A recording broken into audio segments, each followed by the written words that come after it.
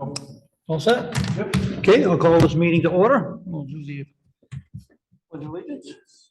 Pledge of allegiance To the flag of the United States of America and to the republic for which it stands, one nation, under God, indivisible, with liberty and justice for all. Okay, approval of the agenda. Anything to add? No. I'd like to add under business, discussion on marijuana. Okay.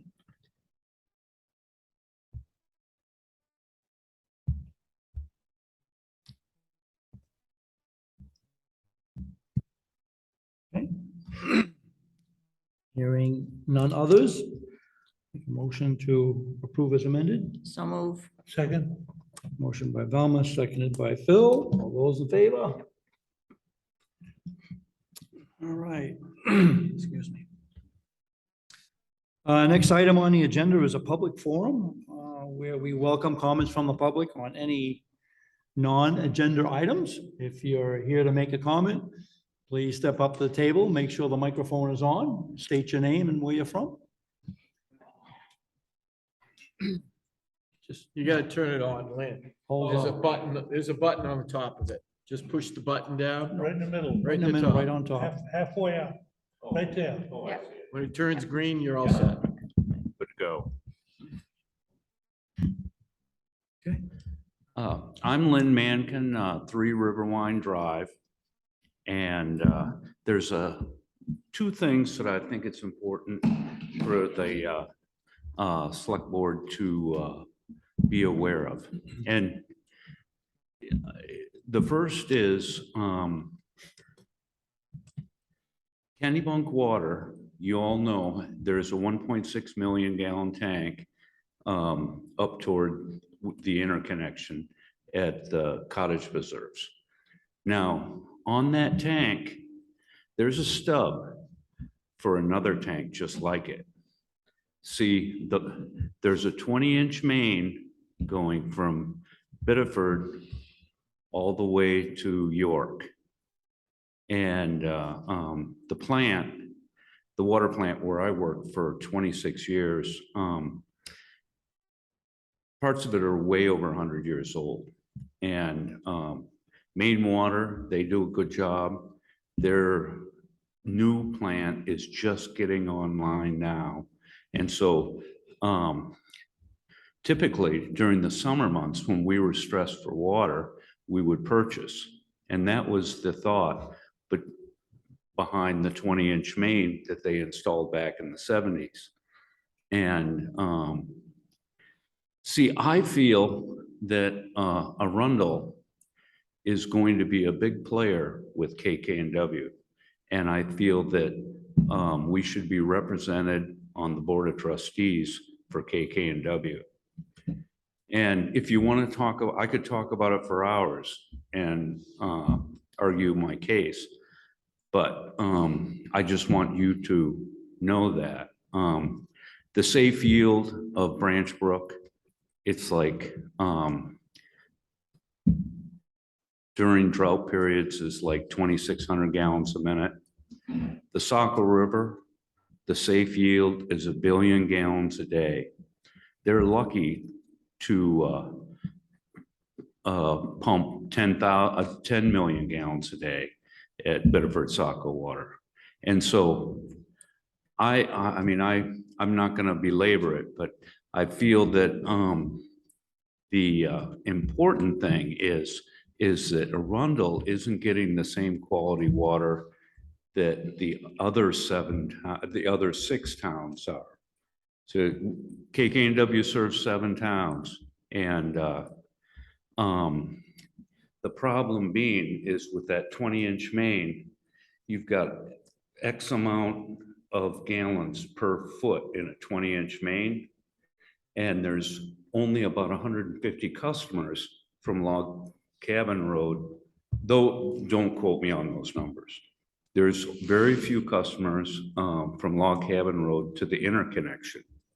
And so the problem is the age of the water, and that was part of my job at KK&W was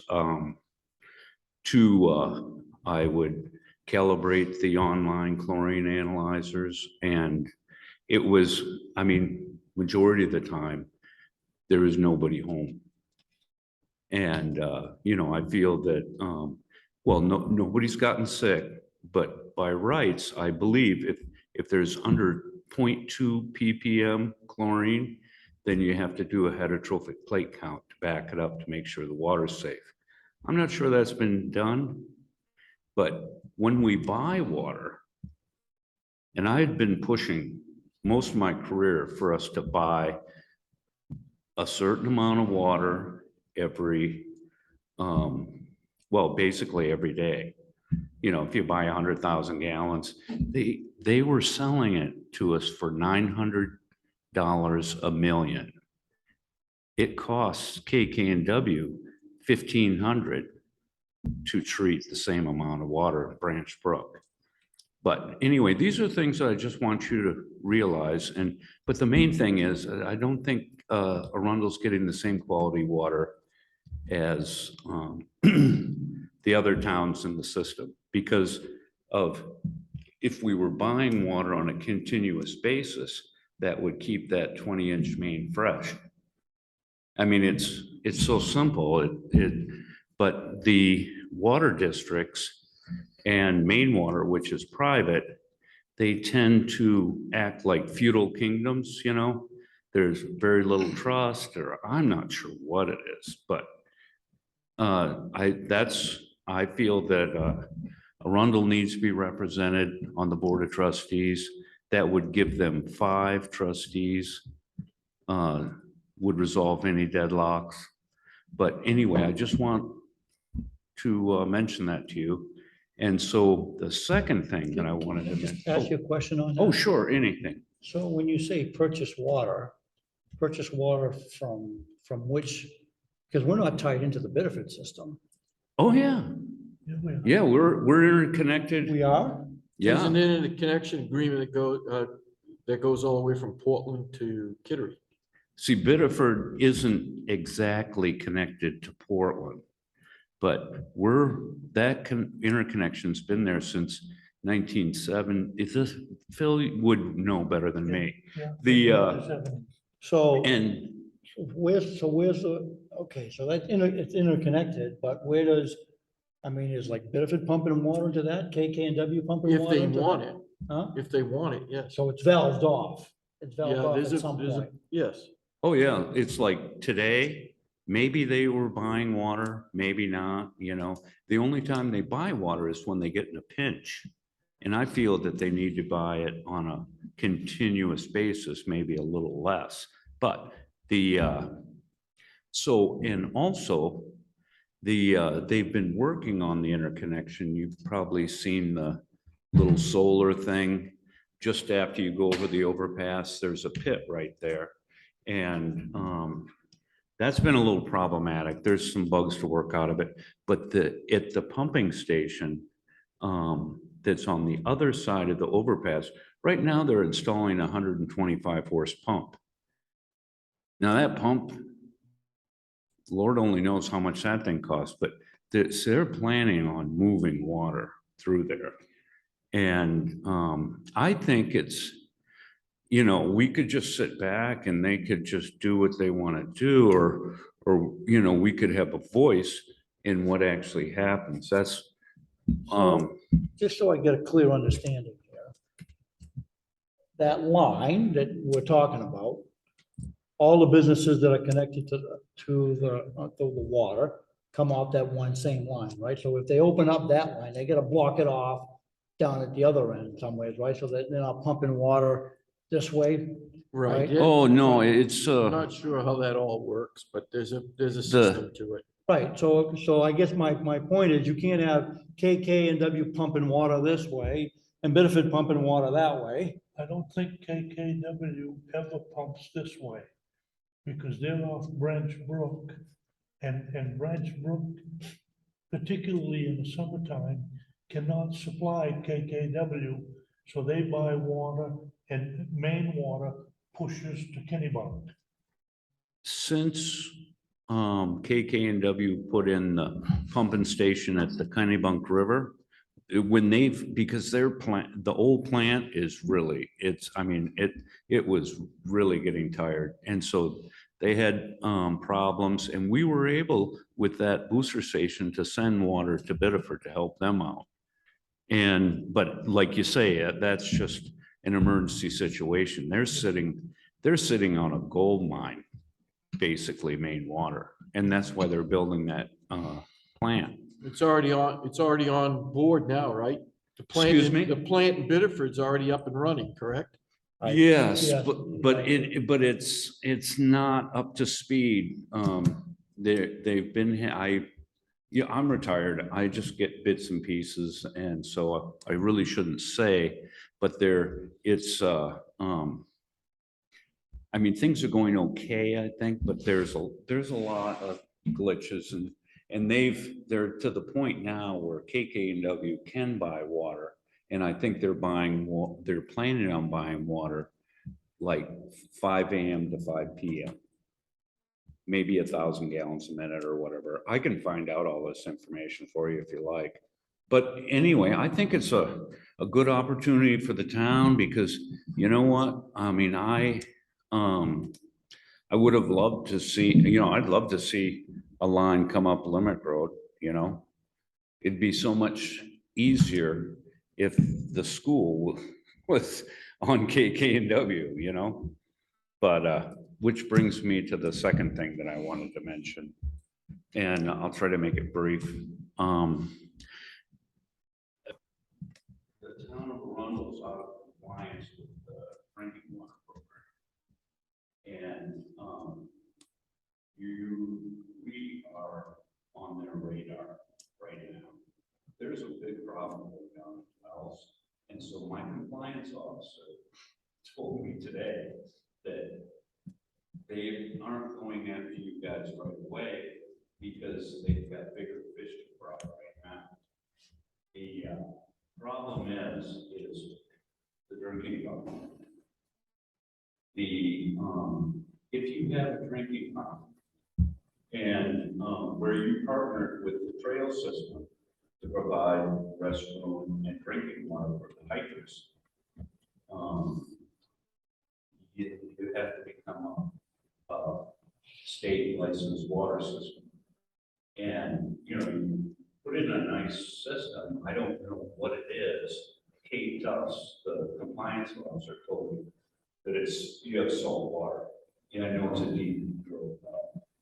That's all. But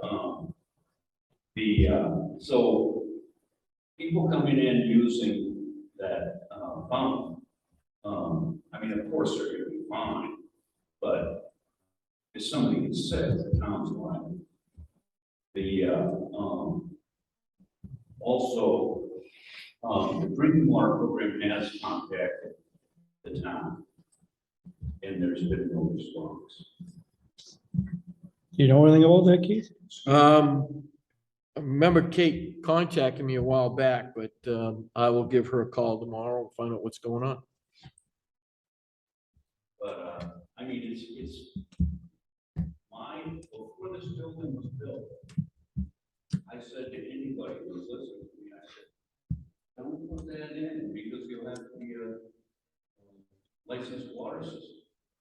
Put in a bubbler and just have a water provider bring jugs. And then you don't have to worry about anything. Well, I mean, if it's an issue, I'm sure we can certainly shut that off. What's that? If there's an issue with it, I'm sure that we can certainly shut it off, but we'll follow up with it. I just want everyone to be aware. It's nice where we have a forum where everybody's here. Mhm. And so that's excellent. Selfishly, if I related to you, then it won't keep bothering me. It'll be on my chest. But anyway. Perfect. So that's news. Good. And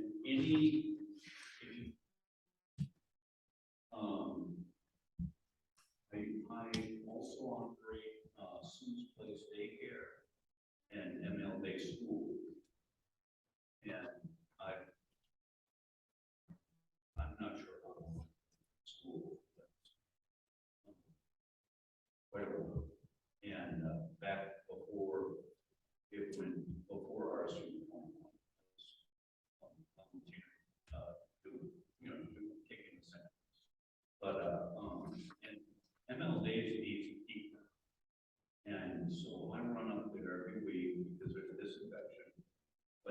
main concern, I mean, the water's really good. But thing is, see, every time I come to town hall, I go get a drink of water. And the thing is always spotless. It's not like anybody's using it. Many people know about it. So that's non-disinfected water, and it's sitting in those pipes. Who knows on it? You know, and so that to me is another reason. We will look into it. Huh? We will look into it. Good. Yeah, That's great. absolutely. I want to thank you all. I'm sorry I took up too much time, No, but anyway, it's great to see you. appreciate it. all. I hope you. Oh, I did want to mention that, where I mentioned to you, KKW being represented, I'm going to this week talk with the superintendent of KKW and tell him everything I told you. I think that's only fair because I don't like to pull punches on anyone. Right. I think the town, I would love to see there be an election. So I think it's doable. Don't, I don't know. I mean, I think it's, there's so much going on up there that I think it really deserves your consideration. Okay? Very good. Thank you very Thank much. you. Certainly appreciate it. Yep. Good night. Good night. Okay. Next item is approval of minutes of the July 11th, 2022 minutes.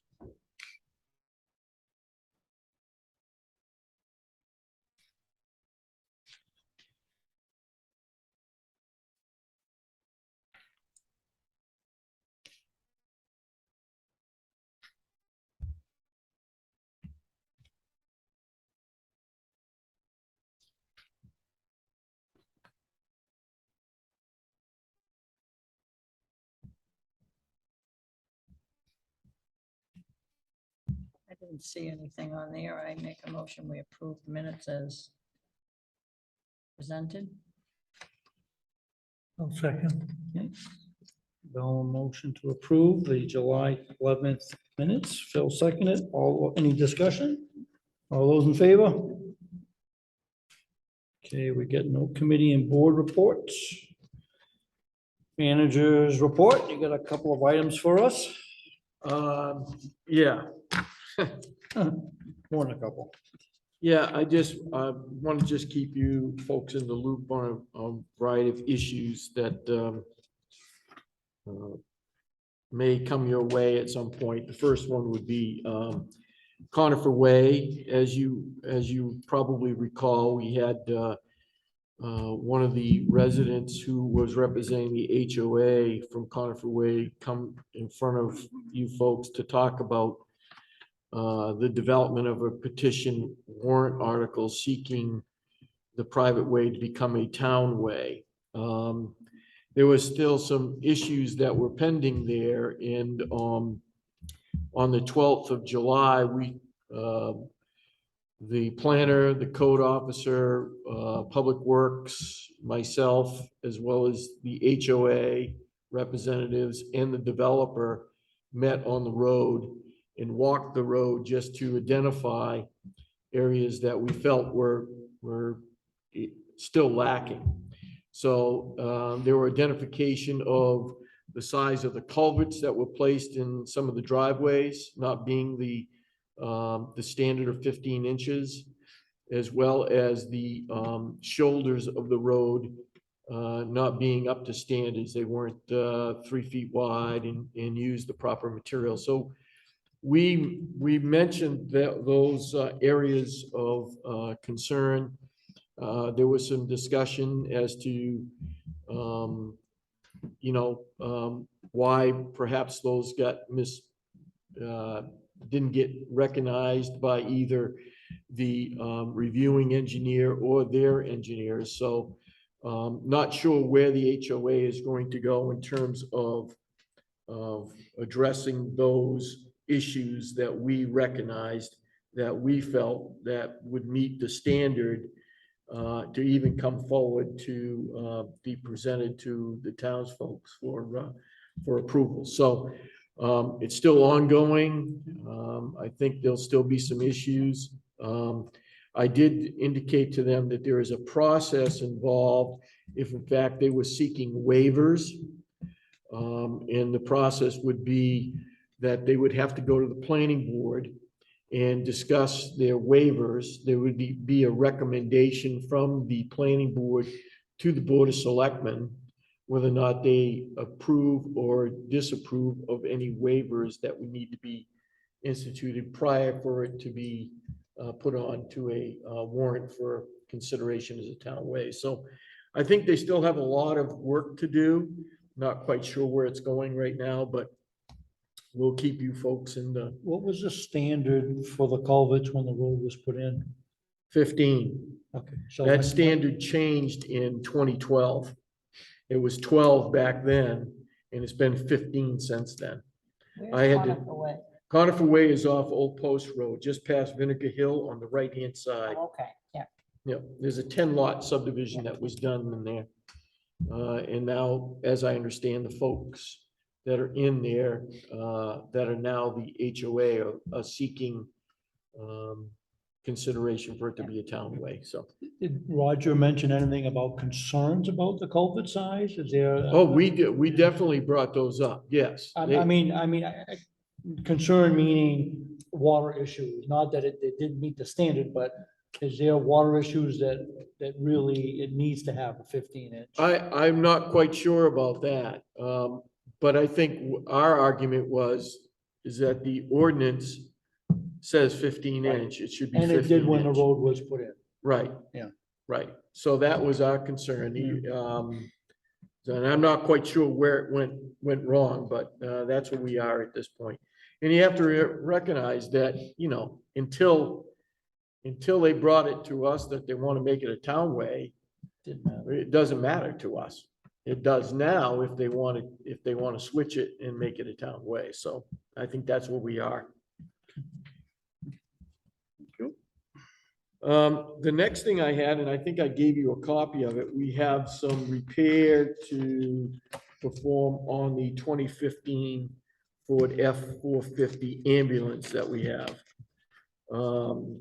It looks like from what I understand, I get more of this as I understand it. It has a liquid strut fluid system, which allows the ambulance to go up and down based on comfort as well as based on getting past or getting patients into the back of the ambulance. So they noticed that those were leaking, so they're in the process of repairing those.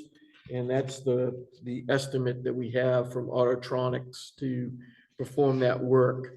The other issue that the fire chief has been concerned about is doing a process to begin thinking very seriously about replacing the ambulance.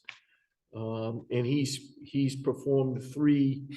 gotten 3 estimates for replacement. I've asked him to maybe come in sometime in August to chat with you folks about that. I think he would like to expedite the replacement of it.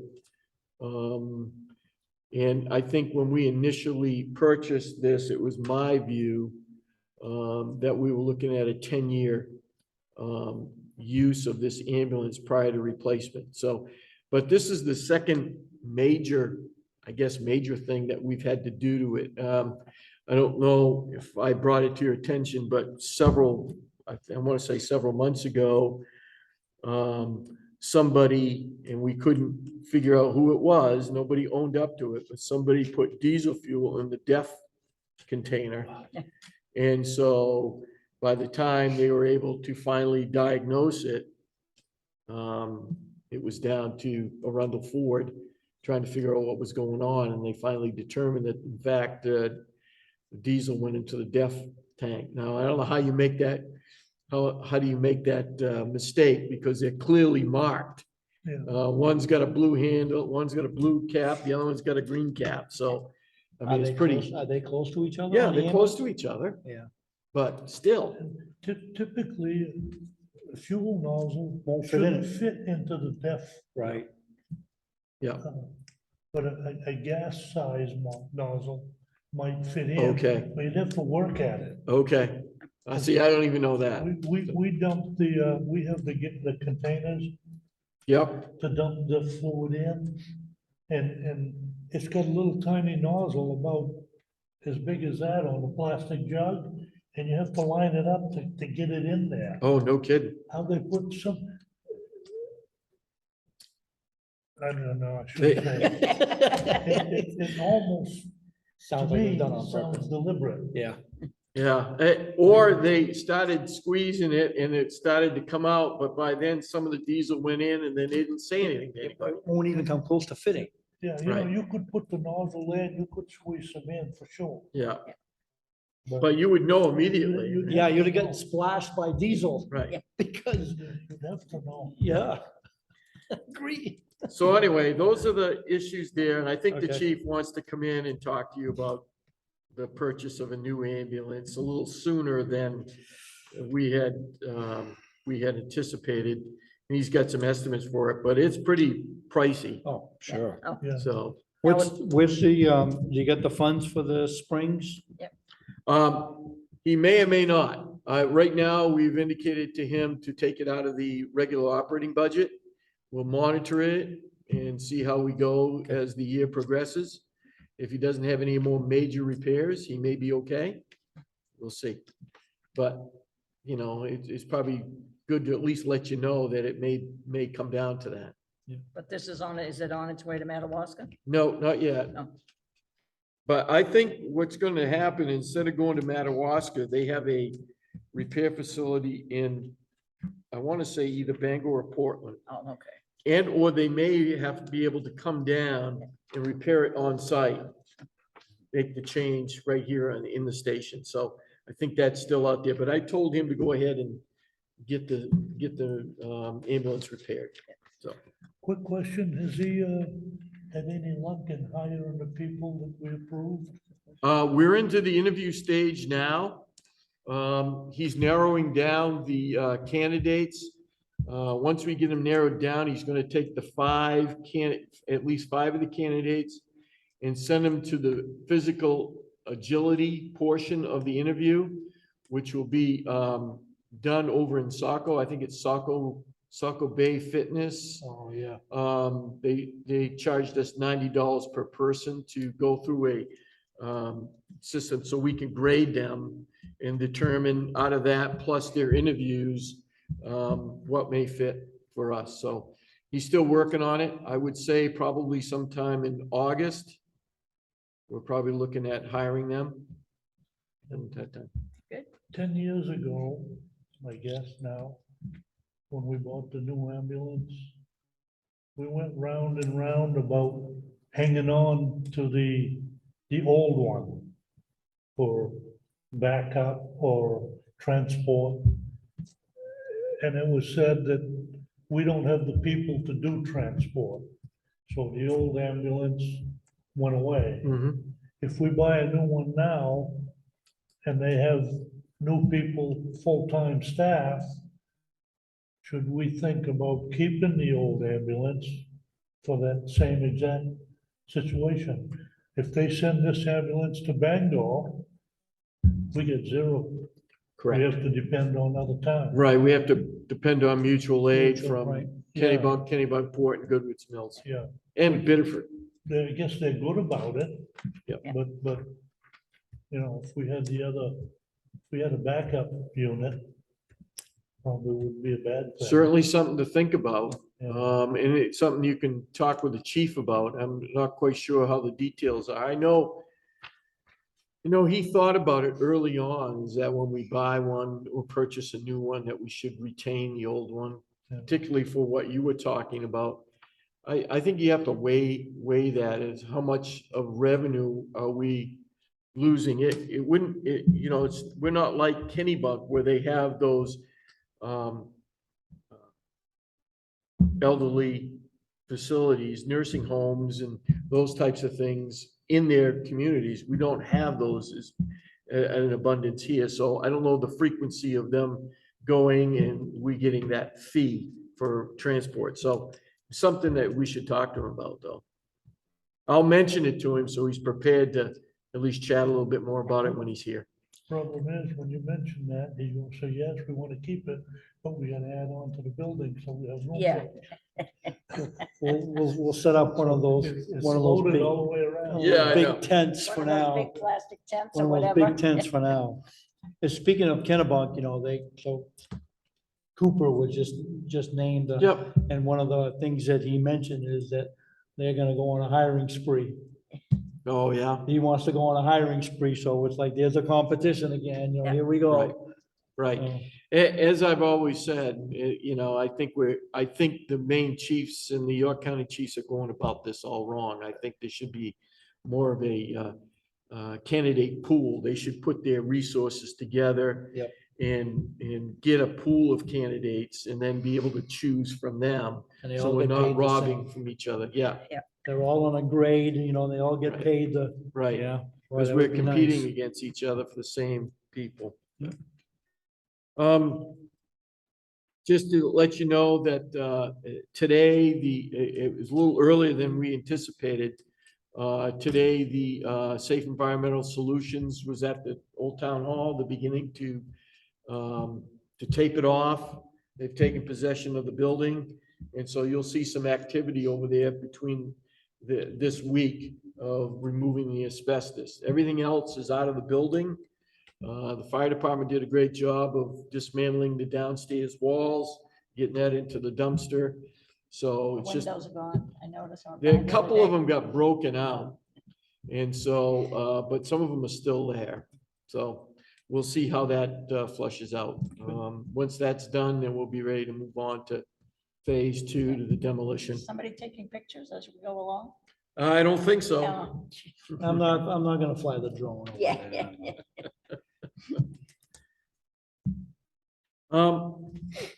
I provided to you a letter that came from our engineering firm, Wright Pierce, in connection to the wastewater connection to the Kennebunk Sewer District. And if you recall, we talked about two distinct scenarios, whether we were going to be a customer or part of the district. And the letter outlines some of the pros and cons to that.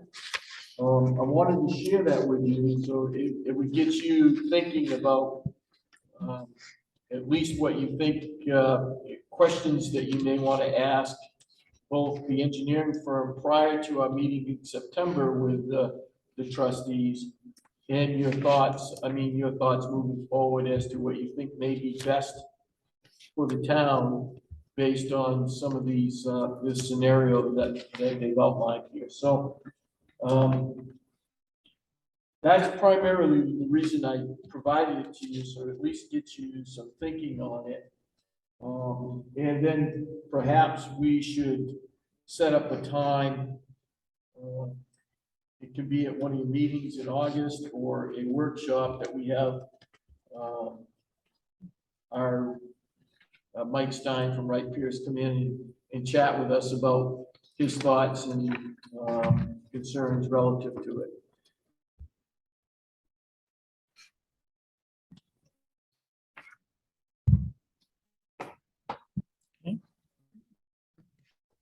The next thing I have is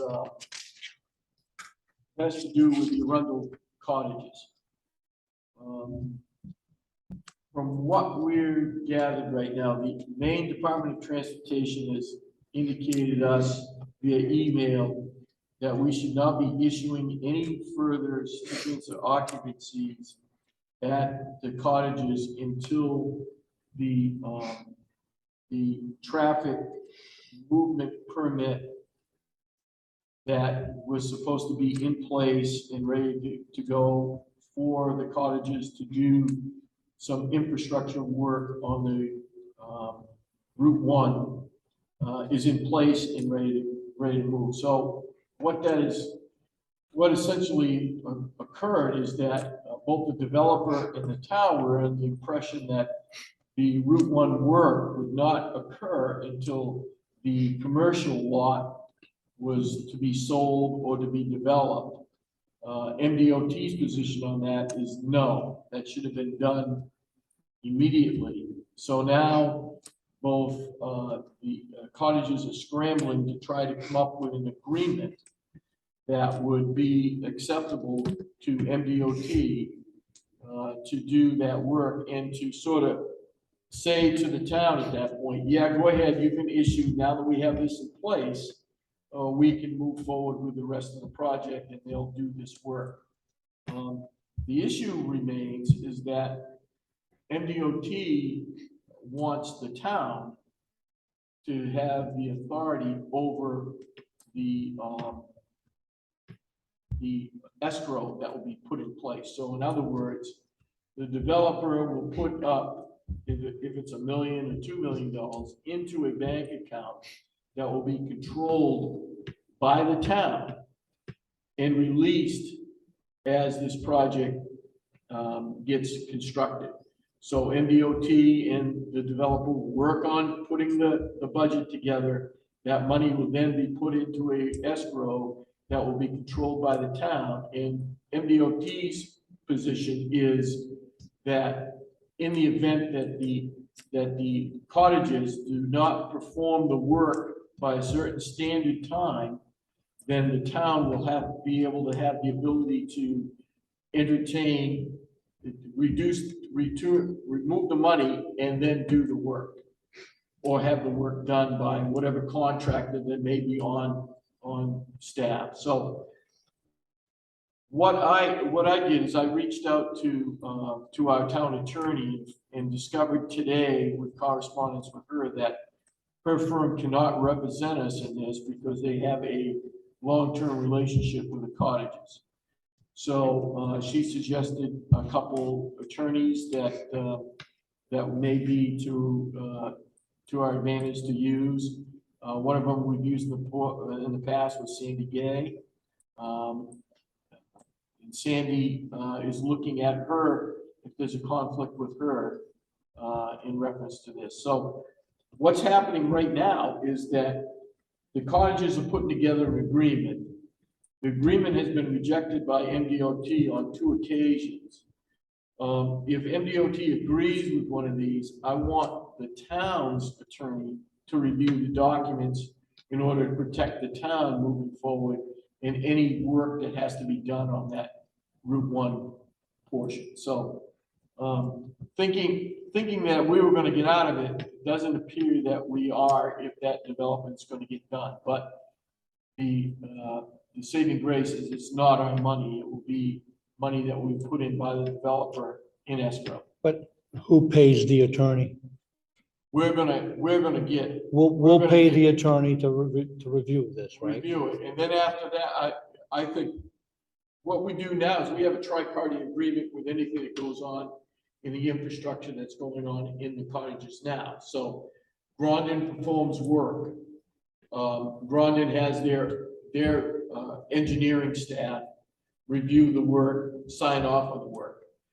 During that, our review authority, our company, right, I think it's Wright Pierce, goes in, reviews the work, sends us a report, we're able to sign off.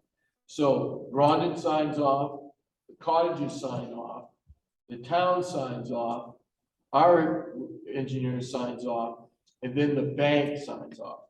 So it's a tri-party agreement. I would anticipate that something to that effect will be done on this project on Route 1. So, and then once they're all signed off, Grondin gets their money because they give a request for funding, and then it gets released to Grondin, and then they pay it. So there's a lot of people reviewing it prior to money being released. But the only cost to us would be hiring an attorney to review whatever this. For the first time. Right. And then After that, it's all right. Right. After that, it's going to be, if we're going to have to hire an engineer, the cottages are going to have to pay for it. Yeah. Okay. So as soon as I get a document that they all feel is worth signing, and our attorney says it's worth signing, I'm probably going to ask for a meeting because right now, the cottages can't. Yeah, are they, They're sort of caught because they right, can't, they can't close on anything because they can't get any COs right now. right. Are they in a position or wanting to ask for some COs? According to Jim, they may have one pending Yeah, at this okay. point. And then after that, they may be several weeks before they need another one. So I think we're in a pretty good. Yeah, but they have an incentive to get this moving. Yes. Yeah. Right. So that's where we are on that. I'll keep you folks in the loop as we move through, and I may ask for a quick meeting to sign off on it if in fact we need one.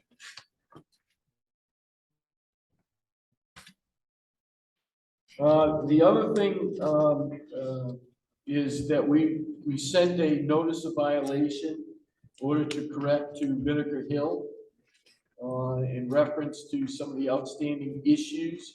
If you recall, Vinegar Hill has attempted to expand their use to some outdoor activities. And as a result of that, has sprung a further review by the planning board for an expansion of use on their facilities. For several months, we've just been frustrated as this process has unfolded. And today, I think we had some breakout news. I think the notice of violation spurred one of the other minority owners of Vinegar Hill to come in and talk to us today. Yeah, because they had a So- date of today, they had to have Right. stuff in. They didn't get it. So one of the minority owners came in and spoke to both Lee J, myself, and Jim. And we laid out to them again the specifics of what had to be done. I think what's going to happen here is that Vinegar Hill is going to withdraw their outdoor activities at this point, and just stay with their existing permit of existing use, which is the indoor part of the theater. So I think that's what's going to happen. The minority owner had to get back to the majority folks, explain what went on today, and get their blessing. So we're hoping by the end of the week that they'll say, yes, we understand, we're going to withdraw that stuff and then reassess what we want to do with property. I think they were under the impression that that they would be able to do this with minimum review by the town. And what occurred was, I think their stumbling block is the size of the septic system and the changes in use that they're trying to do, which would have a pretty big impact on the septic system. So I think they're going to reevaluate where they're going with their business and then come back at a later date as to what they want to do. So, They're planning on taking down that plastic covered frame I that's out think there. so. I hope. think they're going to be Yeah. taking that down because it isn't permitted right Yeah. now. See, I don't, if that is gone, if they've had movies inside before. Yep, They're approved for a certain number of seats in there. I don't even see a problem if they're going to have things like a wedding there, as long as you don't exceed the number of seats that you apply for, because when they would have programs at Vinegar Hill, the regular programs, that place was full. Yep. I mean, and the septic system was fine. It covered everything. So if they wanted to have an event there, I know they've had events there for ACT, where they set up a party tent, a big tent out in the yard, but they didn't have as many people there at that event as they would have had they had a show inside. So Right. to me, as long as they can have an event inside or in the courtyard or there, where it's the same number, they don't exceed that number of people, because that's what the septic system is for, right. then I don't see a problem. It has to do with use too. Yeah. So if say they have a wedding there, Yeah. if the wedding is going to be catered, a certain many gallons per use factor. So right now as a theater, they can have up to 260 is what they capped at. So they understand that. I think they're going to work within that right now and then come back and see what else they can get approved for at a later date. because they had that nice little bar set up out there in the patio. Right. And sometimes they would even have snacks out there in the patio that you could have. And I mean, it was, you'd, Right now, Had they a don't good have time. any liquor license. I was just gonna ask, that, we never issued them a liquor license, They right? don't have any. And I issues heard from that the they are state. serving liquor there. They have been, yes. yeah. But, they have no license. So they They're in know that they violation. need to stop serving liquor, right? Correct. Yeah, okay. Cause I had a friend that went to an event there last week and she told me that they serve liquor there. Yes.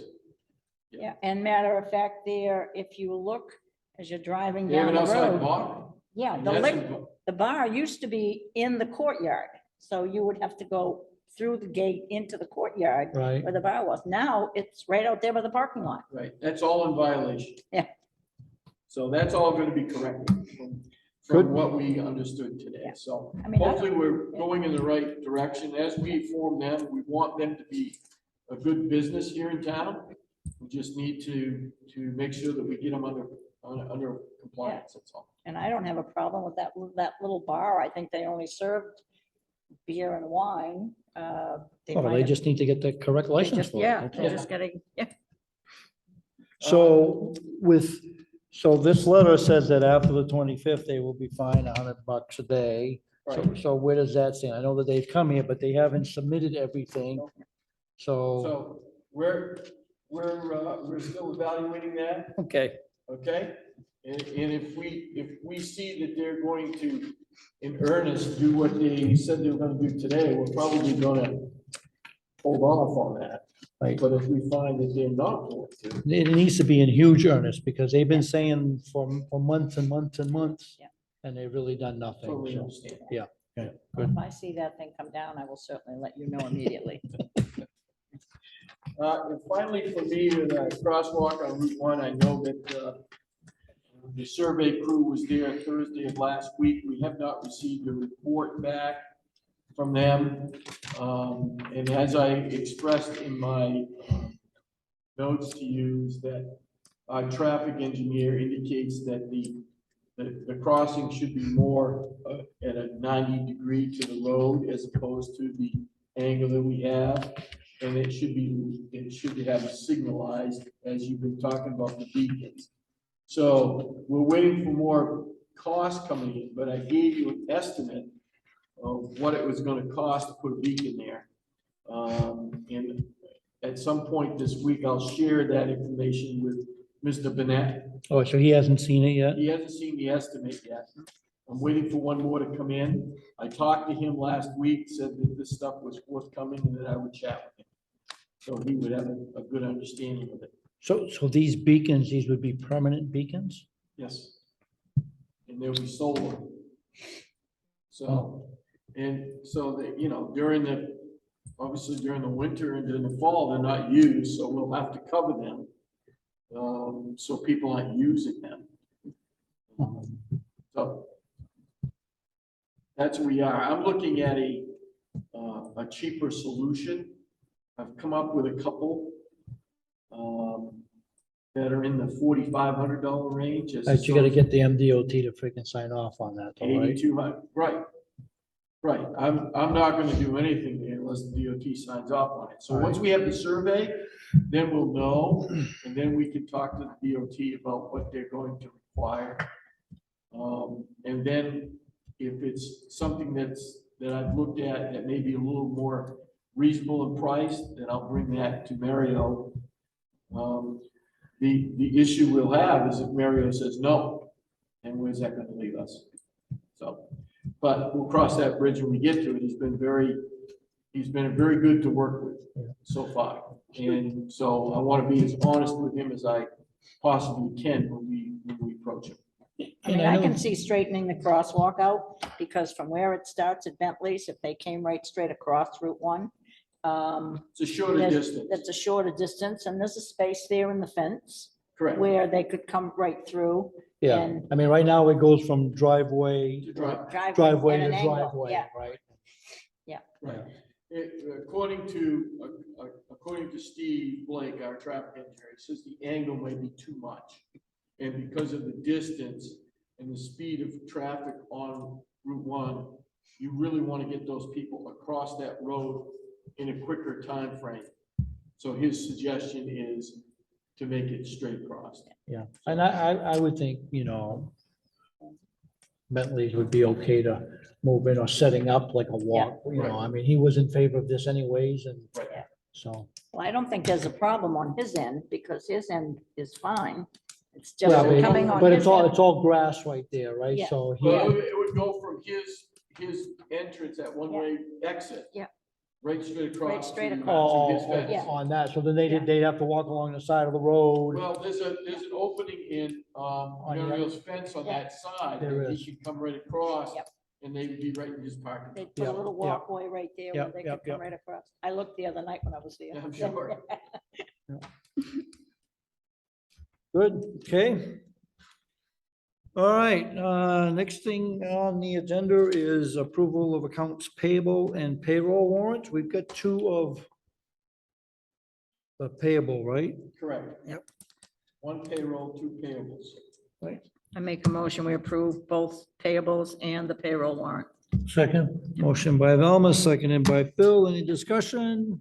All those in favor? Okay, next item is, Phil wanted to have a marijuana discussion. yeah, someone approached me and asked what the Rundle's position was on recreational marijuana. I know we have some medical facilities in town, but these people want to do recreational marijuana. Would the town deny that, or?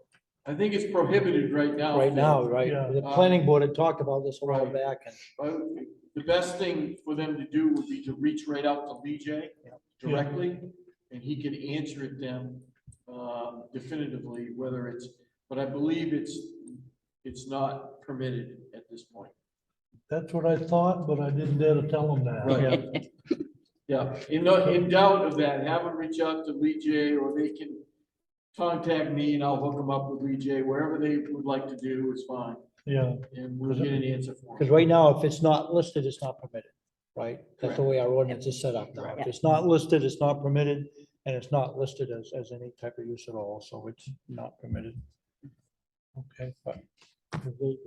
They're really excited about opening a place. in Opening a Arundel. recreational They marijuana. wouldn't tell facility. me where, Yeah, but they want to be in Arundel. I'm sure. Every- Everybody wants to be in Arundel. That's right. Yeah,